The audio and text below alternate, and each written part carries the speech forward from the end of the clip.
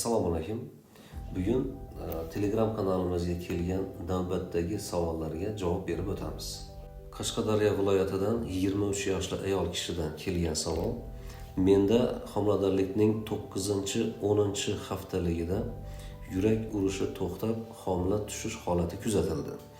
Keyingi homiladorlikda erim ham tekshiruvlardan o'tishi kerakmi deb so'ralgan savol. Albatta tekshiruvlardan o'tishi kerak, sababi homiladorlikning rivojlanishini susayishi, yurak urishining to'xtashi yoki spontan abort holatlarida erkak kishi urug' analizida son jihatdan o'zgarishlar, morfologik o'zgarishlar, harakatchanlikning pasayishi, oksidativ stress holatlari ham sabab bo'lishi mumkin.